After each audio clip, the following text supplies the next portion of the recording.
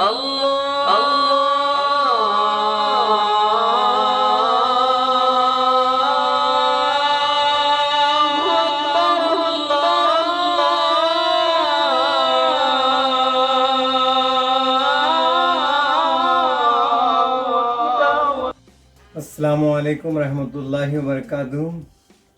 इस वक्त हम रत्नागिरी शहर, महाराष्ट्र के रत्नागिरी शहर से आए हुए हैं, बीजापुर शहर में, जो कि तारीखी शहर है। उस शहर में हमारी मुलाकात यहाँ के एक मशहूर शख्सियत जनाब दस्तगीर साहब हारून रशीद सालोटगी साहब से हुई। आज हम उनके पास से इस शहर के बारे में और उनकी सोशल एक्टिविटीज़ के बारे में कुछ मालूमात पूछ रहे हैं। तो सबसे पहले रशीद साहब, आप ये बताइए कि आप अपना पूरा नाम बताइए और आप जिस इलाके में रहते हैं उसके बारे में भी बताइए, ताकि हमारे नाज़रीन जो है इस बात से आपको पहचान सके। जी, मेरा नाम दस्तगीर साहब है, दस्तगीर साहब रसूल साहब सालोटगी, जो हारून रशीद के नाम से भी पहचाना जाता हूँ। मैं बीजापुर शहर में रहता हूँ और फतेह बौरी पेटी बौरी के इलाके में, जो कि जामिया मस्जिद के मोहल्ले में है। जी, कि मैं सोशल एक्टिविटीज़ हूँ, साथ ही हमारा एक संस्था है, उस संस्थे से मैं लोगों की बलबूती के लिए काम करता हूँ, बच्चों के लिए काम करता हूँ, महिलाओं के लिए, औरतों के लिए काम करता हूँ, मजदूरों के लिए काम करता हूँ, जो बेसहारा उनके लिए भी मैं काम कर रहा हूँ। तो पिछले कई 20 सालों से मैं इस सोशल एक्टिविटी में मैं कर रहा हूँ। जी। तो हमारे हारून रशीद साहब ने बताया कि वो गरीबों के लिए और लोगों के लिए जो है सोशल काम करते हैं। इसमें आप कौन कौन से काम किए हैं आज तक? जी, मैं चाइल्ड लेबर के लिए काम किया हूँ। जो बच्चे स्कूल छोड़ करके चाइल्ड लेबर बन जाते हैं, उनके लिए काम करता हूँ। जो गरीब हो करके जो फी के पैसे ना होने के वजह से स्कूल को ड्रॉप आउट होते हैं, उनके लिए मैं काम कर चुका हूँ। क्योंकि मैं जिला संचालक भी रहा हूँ, 5 साल मैं जिला संचालक चाइल्ड लेबर के लिए काम कर चुका हूँ। वो काम के जरिए हमने गवर्नमेंट की आंख खोली। उसके बाद में चाइल्ड लेबर एक्ट बनाया और हमारे इधर 50 चाइल्ड लेबर स्कूल भी हमने खुलवाई चाइल्ड लेबर के लिए। तो रशीद साहब बता रहे हैं कि चाइल्ड लेबर्स के लिए उन्होंने ख़ास काम किया है। आजकल देखा जाता है छोटे छोटे बच्चों को मजदूरी के लिए रखा जाता है। हमने हमारे यहाँ पर भी देखा है, हमारे महाराष्ट्र में अक्सर कर्नाटक के ही आपके लोग आते हैं, वहाँ पर उनके साथ छोटे छोटे बच्चे रहते हैं ना, उनको पढ़ाई का ख्याल रहता है उनके न कुछ, फिर आखिर बड़े होकर वो खुद भी मजदूर बन जाते हैं और न उन्हें कोई और तजुर्बा होता है। ये आपने बहुत अच्छा काम किया है। लेबर्स जो है चाइल्ड लेबर्स, उनके लिए आपने बताया कि 50 स्कूल खोले हैं। 50 स्कूल। और तो ये 50 स्कूल जो है उनमें आज कितने बच्चे तालीम हासिल कर रहे होंगे और उनका इंशाल्लाह मुस्तकबिल भी संवर जाएगा। ये आपका बहुत अच्छा काम है। और कुछ आप अपने काम के बारे में बताइए। जी, देखिए, मैं जब से मेरी एजुकेशन हुई है और एजुकेशन करते हुए भी हमने ये सामाजिक कामों में मैंने हिस्सा लिया है। जैसे कि CACL बोल के campaign against child labour Karnataka, उसमें मैं जिला संचालक रहा हूँ। जो जिले में जो चाइल्ड लेबर थे उनके लिए हमने छोटे छोटे करीब स्कूल पढ़ाने के स्कूल बनाए हुए थे।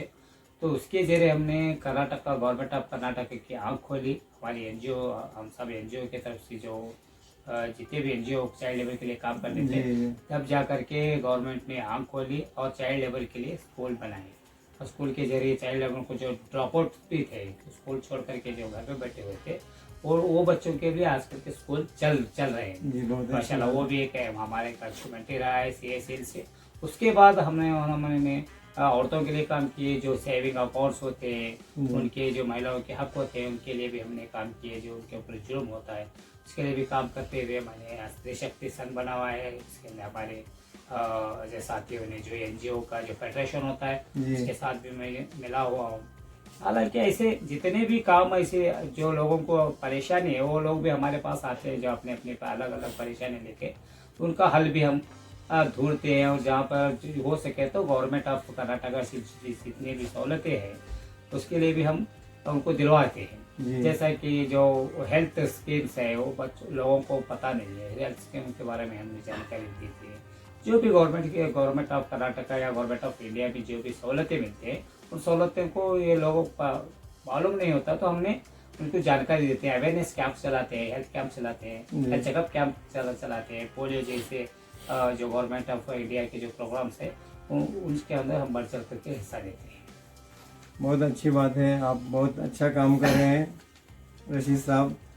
आपने जो अभी कुछ बताया कि आपने महिलाओं के लिए भी काम किया है, आम लोगों के लिए भी काम किया है, जिन तक आपके जो सोशल वर्क के बारे में जो जो भी आपको काम करना है वो आप कर रहे हैं, लिहाजा जो लोगों की दुआएं आपके साथ रहेगी और रहती भी है। हारून साहब, ये जो आपका शहर है बीजापुर, ये तारीखी शहर है। जी।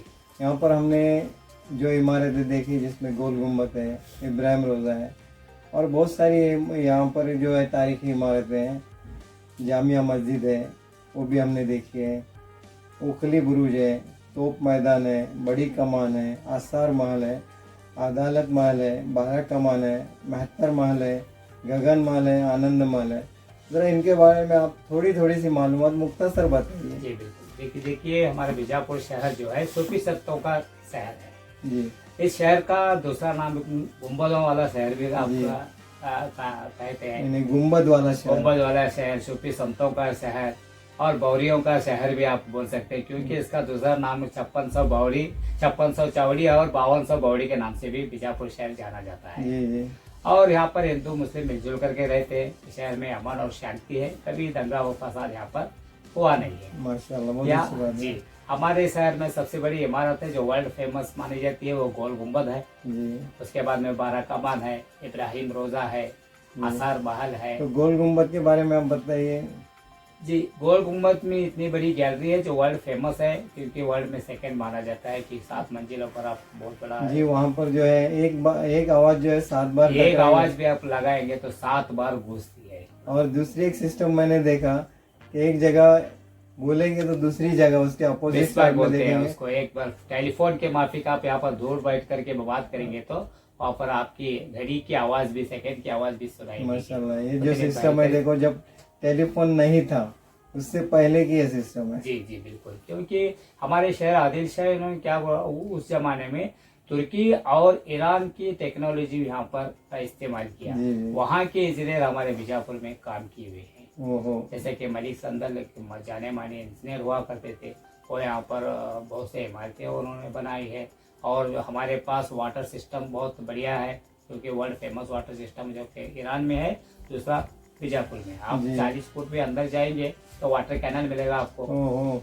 और बौरी वाला शहर है, मैंने जैसे कि बताया कि 5200 बौरी उस जमाने में थे। जी। पानी की कोई किल्लत नहीं थी, कमी कभी नहीं थी, क्योंकि आसपास शहर के आसपास बहुत बड़े बड़े तालाब बना के रखा हुआ था, कभी सूखने वाले नहीं थे। तो नाज़रीन, आपने सुना होगा हारून रशीद साहब फरमा रहे हैं कि यहाँ पर जो है ना पानी का सिस्टम 40 फीट ज़मीन के अंदर कैनल बना हुआ है और जो बावड़ियाँ बनी हुई है उसमें भी हमेशा पानी रहता है। आप कर्नाटक के बारे में सुने होंगे कि यहाँ पर बारिश बहुत कम होती है। जैसे हमने हमारे कोकन में देखा है कि यहाँ वहाँ इतना पानी बरसता है कि सैलाब भी आता है, बहुत सारी नदियाँ हैं, पानी बहुत स्वीट मीठा भी है। लेकिन यहाँ ऐसी जगह पर यहाँ बिल्कुल बारिश नहीं होती, साल में 1-2 बार होती है। ऐसी जगह पर 600 साल पहले यहाँ पर ये टेक्निक लाना, वहाँ के बादशाहों, यहाँ के जो बादशाहों ने जो ये काम किया है बहुत ही इन्हें तारीफ़ काबिल है। जैसे कि आपने कंस्ट्रक्शन का नाम बताया, क्या नाम बताया? 7 मंजिल बताया, बेगम तालाब से 7 मंजिल पर पानी चढ़ता था उस जमाने में। बेगम तालाब से 7 मंजिलों पर पानी चढ़ता था। जी। इन्हें ये टेक्निक कितनी, इन्हें उस वक्त ऐसी आज के ज़माने के जैसी टेक्निक नहीं थी। 600 साल पहले के जो माहिर थे, इंजीनियर थे, उनका ये कमाल ही है। और कुछ बताएंगे आप यहाँ इस शहर के बारे ये में? पानी के बारे में बताता चलता हूँ। उस जमाने में वाटर टैंक्स बनाया हुआ है, जिसका नाम हम गंज के नाम से जाने जाते हैं। गंज बनाया हुआ है क्योंकि पानी आकर के स्टॉक हो, बोरियों से वाटर गंज में लाया जाता था। इस सिस्टम से पूरे शहर को पानी सप्लाई होता था। उस जमाने में हमारे पास 10 लाख से ज्यादा आबादी थी, जी जी तो उन लोगों को पानी और खाना और पानी की कभी नहीं पड़ी। बेशक। तो आप जो बता रहे हैं कि यहाँ पर जो मतलब जो कुछ भी उस वक्त के माहिरीन ने काम किया हुआ था, उसमें पानी की तो बिल्कुल कमी नहीं थी, खाना भी बिल्कुल कम नहीं होता था, खेती बाड़ी भी बहुत अच्छी तरह उगती होगी, इसके लिए सब कुछ था। तो मैं एक बात और पूछना चाहता हूँ, जैसे हमने सुना है कि यहाँ पर जो है यानी सिक्योरिटी के लिए, हिफाजत के लिए बॉर्डर में कुछ दीवारें बनी हुई थी, वो सिस्टम क्या था? देखिए, जैसे कि पहले के राजा महाराजा ने, बादशाह लोगों ने क्या करा, अपने शहर के, अपने जो बस्ती होती थी उसको सिक्योर करने के लिए फोर्ट वॉल बनाया करते थे। जी जी जैसे कि हमारे पास एक 3 वॉल देखने को यहाँ पर मिलेंगे। जैसा कि बादशाह का जो दरबार होता था उसके लिए एक सिक्योरिटी वॉल है हमारे पास। शहर के लिए जैसे कि मिलिट्री रहती है उसके लिए एक फोर्ट वॉल है। उसके बाद में और एक फोर्ट वॉल है। तो इसीलिए यहाँ पर किसी की हिम्मत नहीं होती थी कि बीजापुर शहर को जीत सके। ओहो, बहुत अच्छी बात है। और वो जो सिक्योरिटी वॉल थी, जी वो सिर्फ सिक्योरिटी वॉल थी कि उसके आगे पीछे कुछ और बना हुआ था? जी बिल्कुल, वॉल के बाहर पानी का जो मोड़ था, क्योंकि उसको हमें खंदक कहते हैं। जब जी जी खंदक में पानी भरा जाता था, हमेशा पानी दौड़ता था, और पानी को लांग करके दीवार, पानी से गुजर करके दीवार पर लागना इम्पॉसिबल काम था। जी उसके साथ ही उस दीवार पर जितनी ये है वो दरवाजे भी रहते थे, जी तो इजाजत के बगैर कोई आ भी नहीं सकता था। जी जैसा कि हमारे पास आलापुर दरवाजा है, फतेह दरवाजा है, हम्म। मक्का दरवाजा है, बहमनी दरवाजा है। इस तरह से वॉल के साथ साथ दरवाजे भी हुआ करते थे बहुत बड़े। तो जो सिक्योरिटी वॉल थी उसके अतराफ में खंदक बनी हुई थी, खंदक में पानी छोड़ा पानी जाता था, तो इसकी वजह से कोई किसी और दिगर दुश्मनों की हिम्मत नहीं होती थी कि वो आके बीजापुर को फतह कर ले। लेकिन हमने सुना है कि एक बार औरंगजेब ने भी इस पर हमला किया हुआ था, बीजापुर शहर पर। जी आपने बिल्कुल सुना है, हमने भी बड़ों से सुना है कि ये हिस्ट्री है। औरंगजेब ने बीजापुर को फतेह करने के लिए बड़ी कोशिश की, क्योंकि महीनों उसको बाहर पढ़ना पड़ा, क्योंकि ये हमारा बीजापुर फतेह ना हो सका। और लेकिन जंग सुबह से शाम तक होती थी, शाम के बाद जंग खत्म होती थी, अरे स्टॉप होती थी। आपने सुना, ये बहुत बड़ी बात बताई इन्होंने कि जंग जो होती थी सुबह तुलू के बाद, फजर के बाद होती थी, और ग्रुप के बाद बंद हो जाती थी। और ये जो जंग होती थी ना, सिर्फ और सिर्फ फौजियों के दरम्यान होती थी, आप न उनसे कोई आवाम को तकलीफ होती थी। आज के ज़माने में हम सुन रहे हैं मिसाइल से रात को हमले किए जा रहे हैं, जिसमें छोटे छोटे बच्चे और माँ बहनें, उसी तरह बूढ़े, ये सब जो है वो मर रहे हैं, शहीद हो रहे हैं। तो ये जो है एक सबक आमूज बात है। ये क्या मुमकिन है आज के इस ज़माने में ऐसा हो सकता है कि उस ज़माने के लोग जो हैं जो जंग करते थे सिर्फ फौजियों में होती थी, और आज की जंग जो है वो फौजियों के अलावा आवाम पर भी हो रही है। बहुत बड़ी इंसानियत की जो है वो मौत है। तो इसके बारे में भी आज दुनिया सोच ले कि हमने तरक्की तो की है, लेकिन किसके लिए तरक्की की है? सिर्फ अपनों को मारने के लिए, इंसानों को मारने के लिए, इंसानियत के मारने के लिए? ये बहुत गलत बात है। तो औरंगज़ेब जब यहाँ पर आए तो क्या माहौल था, कैसा था? ठीक है, औरंगजेब यहाँ पर आए, बहुत बड़ा लश्कर लेकर के, लाखों का लश्कर लेके आए। उस जमाने में हमारे पास 10 लाख आबादी हुआ करती। जी साथ ही साथ जब जंग, मैंने वो बताना आपको भूल गया, जब जंग में आए तो शाम को खत्म होता था, वो औरंगजेब के सिपाहियों को भी पानी और खाना हमारे बादशाह ने दिया है। देखिए, सुनिए, जंग के दौरान। जंग के बावजूद भी, जंग वाले दुश्मन से दुश्मन का लड़ना, तो ऐसे माहौल में, ऐसे हालात में ये जो है यहाँ पर बीजापुर के जो आदिल शाही हुकूमत थी, वो औरंगज़ेब की फ़ौज को खाना भी देती थी और पानी भी देती थी। और आज हम सुन रहे हैं कि जंग हो रही है और पानी बंद है और खाना भी बंद है। कैसे लोग तड़प तड़प कर मर रहे हैं, इसका भी ख्याल करें। देखिए, जब फतह हो गया तो उसका यहाँ पर गेट है, उसका नाम फतेह दरवाजा है, जो कि मनगोली रास्ते पर वो मिलता है आपको। औरंगजेब के नाम से यहाँ पर 2-3 इमारतें भी है। उनका दूसरा नाम आलमगीर भी था। जी जी। आलमगीरी मस्जिद बनाई हुई है, आलमगीरी ईदगाह है हमारे पास। जामा मस्जिद के बिल्कुल सामने जो ईस्ट पर दरवाजा है वो औरंगजेब गेट के नाम से भी जाना जाता है जी यहाँ पर। जी। तो उन्होंने भी यहाँ पर बहुत से काम करके जब वो फतेह करे बीजापुर, वो एक आदमी फतह कर चुका है, उसके बाद में कोई बीजापुर को फतह नहीं हुआ।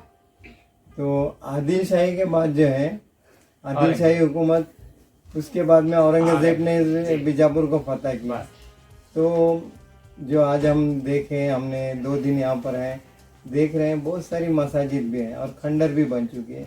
कुछ इसके बारे में आप मालूमात देंगे? क्योंकि गिने चुने इमारतों को हमारे आर्कियोलॉजी इंडिया ने उसको सिक्योर करके रखा है। जैसे कि जो इमारतें आमदनी दी थी, इनकम जो थी, जैसे कि गोल मटे, इब्राहिम रोजा है, ऐसे इमारतों को उन्होंने देख लिया, बाकी इमारतों को छोड़ दिया है। लेकिन हमारी एक बड़ी इमारत है, वो गोल गुम्बद है, वो आज तक वर्ल्ड हेरिटेज में नहीं लग चुकी। वो अफसोस की बात है हमारे लिए। तो अफसोस से बता रहे हमारे हारून रशीद साहब कि वर्ल्ड में फेमस होने के बावजूद भी इसे इतनी शोहरत नहीं दी गई जैसे ताजमहल को दी गई है। आज ताजमहल जो है सफ़ेद मार्बल का बना हुआ है, हमने खुद उसे देखा भी है, और आपके गोल गुम्बद को हमने देखा है। तो दोनों भी इमारतें उतनी ही खूबसूरत हैं, और सिर्फ फ़र्क है पत्थर का, वो सफ़ेद पत्थर है, ये काला पत्थर है। हमारे पास काला पत्थर निकाला जाता है, और जितने भी काला पत्थर निकाला गया है, जहाँ जहाँ भी निकाला गया है वो बहुत हार्ड होता है हमारे पास। पत्थर बहुत हार्ड है, इसीलिए तो ये इमारत बड़ी मजबूती से ठहरी हुई है, पूरे पत्थर पे ठहरी हुई है। बहुत बड़ा बेसमेंट है, 7 मंजिल इमारतें हैं। उसके साथ साथ हमारे पास 7 मंजिल है, 7 मंजिल की एक बड़ी इमारत है। अभी वो गिर करके 4 मंजिल में रह गई है, वो उसको मेंटेनेंस न होने की वजह से। हमारे इधर लव बाग बोल के एक बाग बना हुआ था। हमारे पास मिलिट्री सिस्टम अलग था, रेसिडेंशियल सिस्टम अलग था, बागों के लिए अलग से प्लान्ड सिटी थी। बीजापुर बिल्कुल प्लान्ड सिटी, वो जमाने में प्लान्ड, और रोम के बाद में बीजापुर प्लान्ड सिटी था। माशाल्लाह, बहुत अच्छी बात है। और बहुत से इमारतें विदिन 3 किलोमीटर में बहुत सारे इमारतें हमारे बीजापुर में। जी जी। तो ये जो बीजापुर शहर है, यहाँ की इमारतों से बहुत ही मशहूर है। बहुत सारे जो है ये सयाह यानी पर्यटक यहाँ पर आते हैं, यहाँ से मुलाकात किए बिना जाते नहीं। हमने भी देखा, कल हम जब गोल गुम्बद के पास थे, बहुत सारे फॉरेनर भी थे, और हमारे हिंदुस्तान से अलग अलग शहर से आए हुए भी लोग थे। तो ये जो है बहुत मशहूर शहर है। तो इंशाल्लाह आप जो है अब आखिर में बताइए इस शहर की और खासियतें क्या है? ये हमारे पास आसार महल है।